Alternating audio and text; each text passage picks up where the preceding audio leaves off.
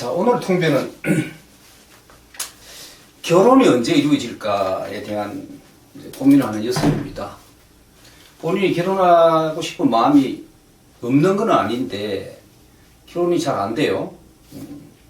대기업에 근무하고 있습니다. 개생 여자인데 40세입니다. 자, 이 사주는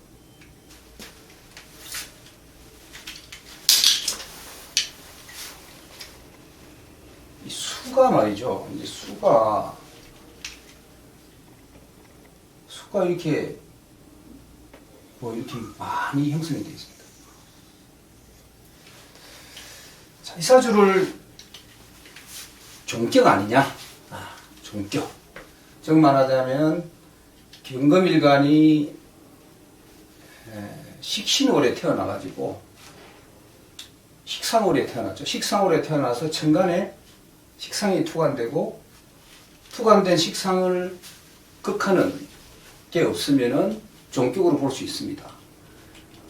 단 조건은 뭐냐면 종격이 되려 그러면은 종합격이 되려 그러면은 일간이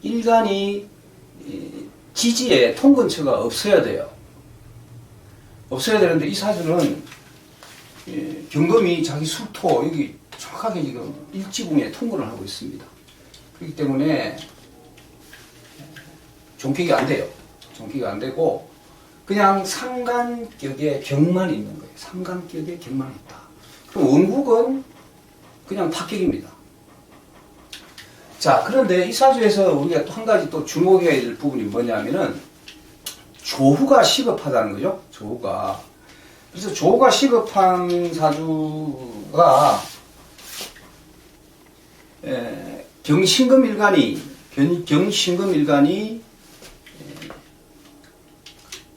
해자축월에 태어나가지고 해자축월에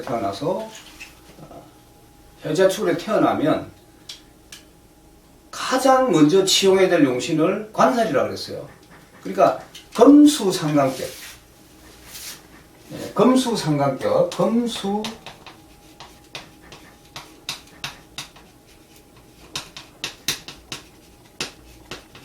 이 사주는 금수상관격에 해당됩니다. 금수식신격도 마찬가지 조가 시급하죠. 이럴 경우에는 관사를 용신한다. 관살이 뭐예요? 화지. 관사를 최우선 용신으로 잡습니다. 화를 최우선 용신으로 잡는다. 이것이 기본 원칙인데 이 사주는 조가 시급하기는 해도 아주 극단적인 조가 안 되어 있는 건 아닙니다. 이유는 뭐냐면은 여기 술토와 미토가 이 사주에서는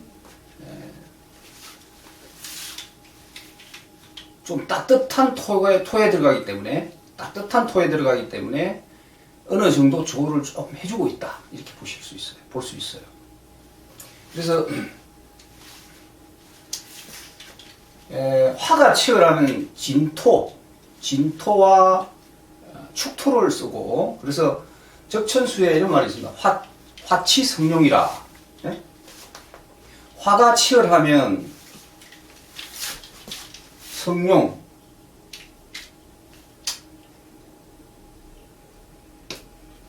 성룡인데 이게 성차할 때 성조 탈성자거든요. 탈성자가 이렇게 쓰나? 성자를 잘 기억이 잘 못하겠네. 우리가 뭐 차를 타다 할 때 성차할 때 성자를 써요. 여기서는 용을 타라 그랬어요. 용. 격천수는 용을 타라 이 말이 했는데 이 용은 뭐냐면은 이 진토를 의미합니다. 진토를 의미합니다. 그래서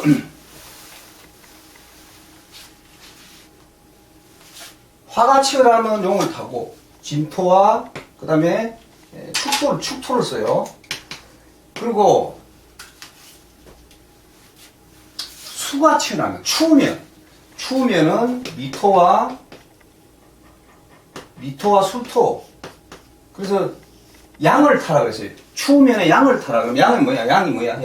양은 이 양은 즉 말하면 미토를 의미합니다. 그래서 이 사주에서는 병정화가 투간, 병정화나 지지 사고가 없어도, 있으면 가장 좋은 조건이고, 없지만은, 이 사주에서는 이 술토 미토가 어느 정도 조금이나마 미력 하나마, 조우를 좀 해주고 있다. 그래서 아주 조우가 전혀 안 돼 있다고는 할 수가 없습니다. 그래서 어느 정도는 해주고 있다. 이렇게 보시면 됩니다.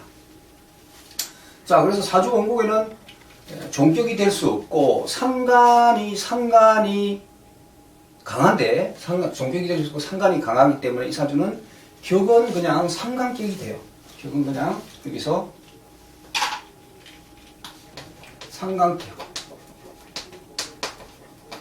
자, 상간격이 되는데, 상간격에 이제 성격 요인이 여러 가지가 있죠. 상간격에 상간폐인. 첫째는 인성을 쓰고, 두 번째는 상간재살, 즉 말하자면 편간을 쓰고, 세 번째는 상간생재, 재성을 쓰고, 그 다음에 상간합살, 상간과 편간이 합을 합니다. 음간일 경우는 상간과 편간을 합살하는 경우도 성격이 되고, 그 다음에 상간과 편인이 합을 하는 경우는 양간일 경우는 상간과 편인이 합을 하는데 이때도 성격이 되고, 그 다음에 목화통명, 건벽수청, 이것은 상간격에 용신이 없어도 성격으로 봅니다. 그 다음에 이제 이와 같이 조용신, 금수상간격에서는 화가 필요하기 때문에 관사를 용신해라. 이것이 이제 상간격의 성격 요인이에요. 상간격의 성격 요인인데 이 사주에서는 첫째, 상간격의 격만에 있는 원국은 그냥 파격이다. 그러나 이 사주는 운을 한번 봐야 되겠다. 운을. 우리가 대운을 이제 한번 보자고요. 대운을 보면 어린 시절에 가벌 이 시절에는 뭐가 있냐면 이거 인성이 들어왔어요. 그래서 이 시기에는 상간폐인이 돼서 그때는 성격된 사주로 갑니다. 그리고 상간격이기 때문에 머리가 아주 비상하죠. 머리가 비상합니다. 머리가 비상하고 예술적 재능도 있고 또 공부도 잘합니다. 상간격들이 이와 같이 격이 갖춰지면 공부를 잘해요. 자, 그래서 이런 시기에 좋은 대학을 나오고 또 병정화, 이때는 이제 관살이 들어왔어요. 관살이 들어왔는데 이때도 이제 조가 맞춰졌거든. 병화, 정화가 들어오면 술토, 미토에 통을 하면서 조가 확실하게 풀려고 그랬어요. 그래서 이런 시기도 좋은 시기입니다. 자, 그러면 여기서 정화가 이제 정관인데 상간경관을 하고 있는데 상간경관에 문제가 없느냐 이렇게 질문을 할 수 있겠죠. 자, 조용신을 쓸 때 조용신을 쓸 때는 상간경관 해도 됩니다. 결론은 되는데 뭐라고 되어 있냐면 고전에는 뭐라고 되어 있냐면 파격으로 보지 말아라. 파격으로 보지 말고 단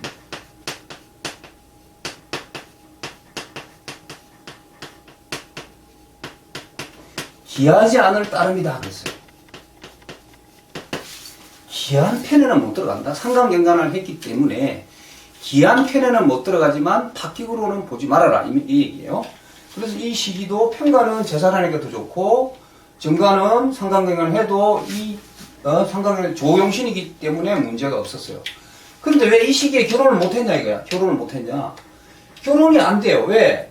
병화가 들어오면 이 왕성한 수기운이 결국은 병화를 깨버리고 정화가 들어오면 이 왕성한 수기운이 또 정관을 날려버리게 됩니다. 그렇기 때문에 이 시기도 결혼이 안 돼, 잘. 이 병화, 정화가 온전할 때, 결혼 후는 남자는 재성운에 결혼하고요. 여자는 관살운에 해요.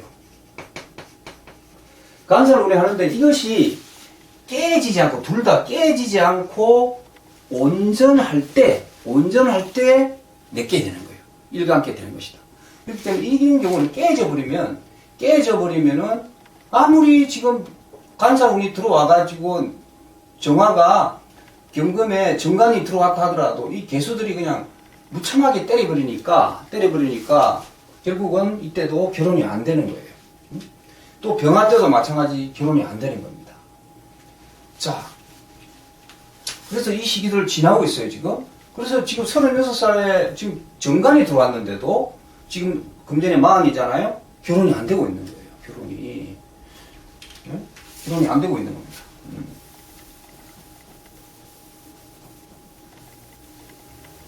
자, 그럼 이 사주에서 결혼이 되는 운이 언제, 결혼이 되려면, 운을 떠나서 결혼이 되려면 어떤 조건이 맞아줘야 되느냐.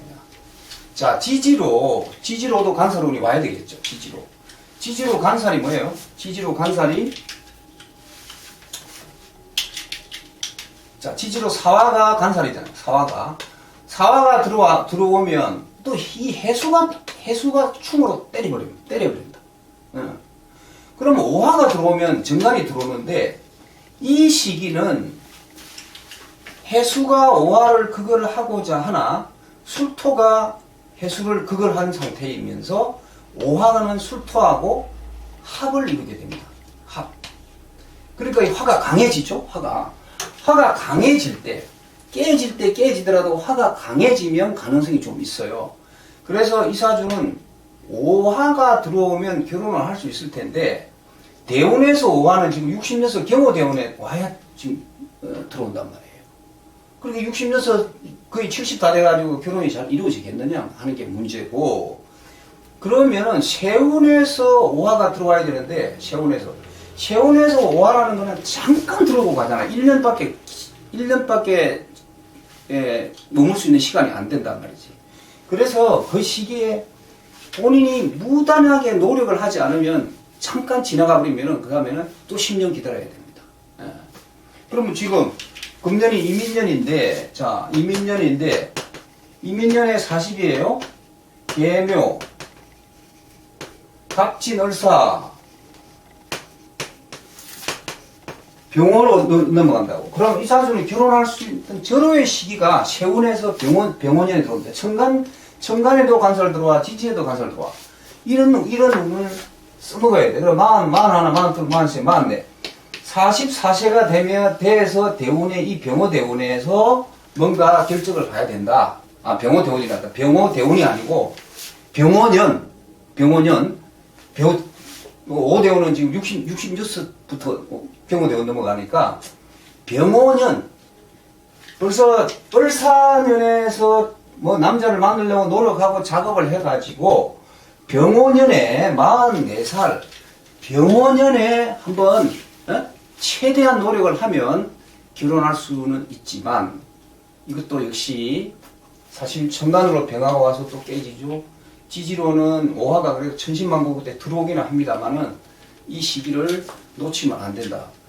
그 다음에 또 이 사주가 결혼을 해도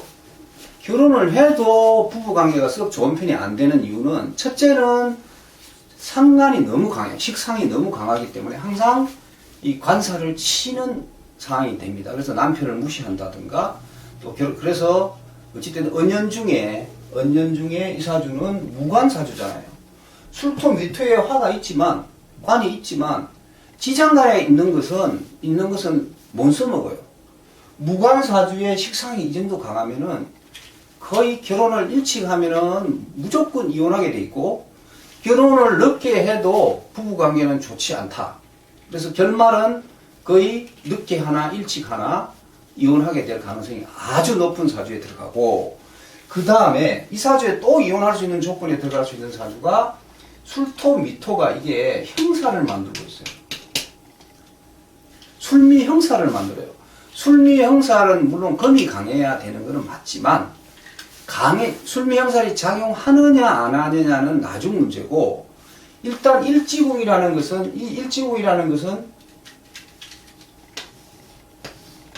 우리가 궁으로 볼 때 이 배우자 자리잖아요. 이 배우자 자리에서 이와 같이 형을 만들고 왔다는 것은 배우자와의 관계가 원만하지 못하거나 좋지 않다는 결론에 도달합니다. 그렇기 때문에 이 사주는 굉장히 결혼하기 힘든 사주 중에 들어갑니다. 사회적으로는 성공을 했고 운이 좋으니까요. 자, 운은 계속 좋아요. 자, 이때 좋죠. 그 다음에 무기토 이때는 뭐예요? 폐인했잖아. 인성이 들어왔어. 여기 내가 실수했네. 인성이 아니고 이 재성입니다. 그 상관객에 상관의 힘을 빼기 위해서 재성으로 생활을 해서 힘을 빼기 위해서 재성을 용신을 하거든요. 이와 같이 재성을 용신을 한단 말이에요. 그래서 이때도 성격. 그 다음에 이 병종합 들어와서 관사를 용신했으니까 이때도 성격. 그 다음에 무기토 때는 뭐예요? 무기토 때는 이때는 뭐야? 이때는 인성이 들어왔어. 인성. 그래서 상관 폐인 해가지고 이때도 성격. 그러니까 운은 지금 어릴 때부터 계속 좋은 운으로 사회적으로는 이 사람은 출세할 수 있어요. 사회적으로는 뭐 자기 나름대로 영역에서 영향을 발휘하고 능력도 인정받고 할 수 있는 그런 사주에 들어갑니다. 지지도 마찬가지. 지지도 수기가 강한 지지, 여기는 조금 그랬지만 인묘진으로 해서 수기가 강한 수기를 목이 빼주고 있고, 예, 사오미로 해가지고 또 여기서 화가 강해지는 기운으로 흘러가니까 조도 해결되고 여러 가지 좋은 점들이 생기는 그런 운에 들어가죠. 그래서 이 사주는 자기가 그냥 살아가고, 일평생 살아가고, 사회적으로 내가 활동하고, 이런 것은 문제가 없는 사주예요. 문제가 없는 사주인데, 단지 가정을 이루기가 힘들다는 그 한 가지 핸디캡이 있는 그런 사주에 들어갑니다. 어찌됐든, 좀 안타까운 면도 있고, 그래서 이 사주는 44살 병원년을 개장을 해서 부단히 노력해서 소개팅을 좀 받거나 또 뭐 해서 노력을 해야 될 것입니다. 특히 노력을 바짝 해야 될 시기가 43살 을사년부터 노력하면 병원년에는 자기가 하고 싶어 했던 결혼에 골인할 수 있는 그런 일말에 좀 희망이 어느 정도 올 수 있는 그 해가 병원년 44살에 해당이 됩니다. 오늘은 참 결혼하기 좀 힘든 사주에 대해서 한번 통변을 해봤습니다.